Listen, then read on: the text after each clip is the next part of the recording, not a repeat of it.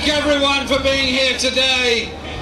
Trafalgar Square, as ever, looks brilliant and looks great.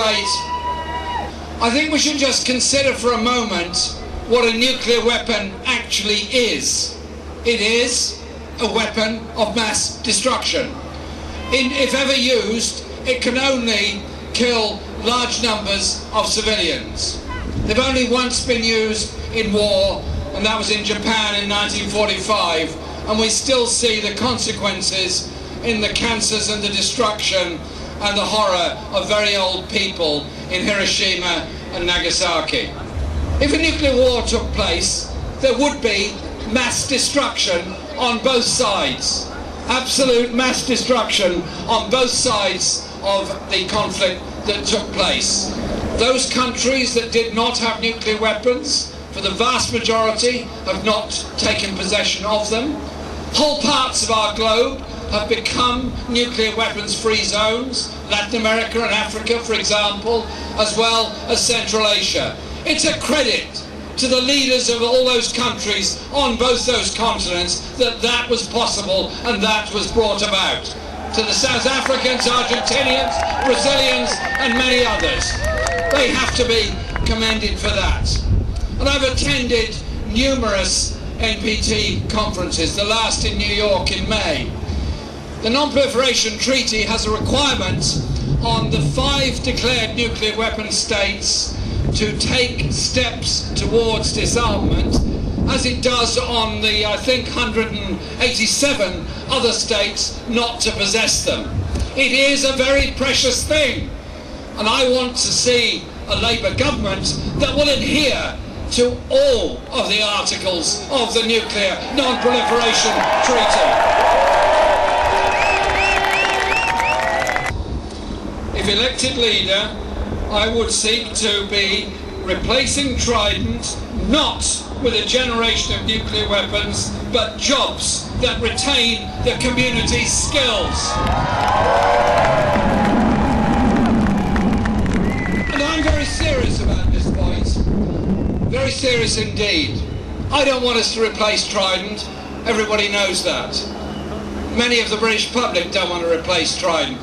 I hope there'll be more and more of them who don't want to replace Trident.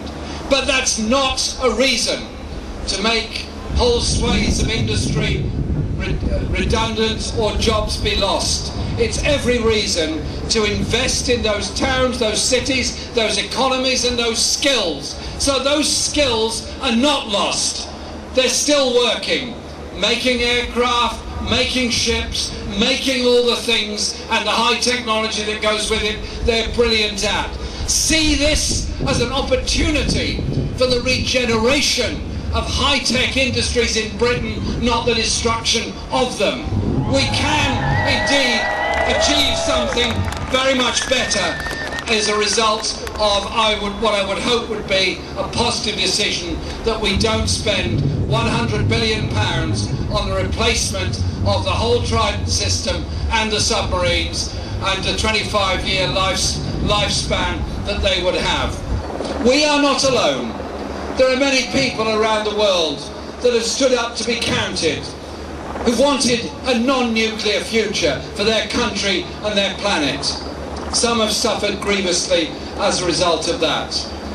Many of us have marched for many years and met for many years with the view that we bring about a peaceful world by arguing peacefully for it, putting forward the logical alternatives and showing to people the horror of war and the total horror of nuclear weapons should they ever be used by anybody. Today's demonstration is an expression of many people's public opinion and many people's views. A lot of people said, well, maybe it's utterly irrelevant, maybe you shouldn't really be there. I want to be here because of my belief in a nuclear-free future. Because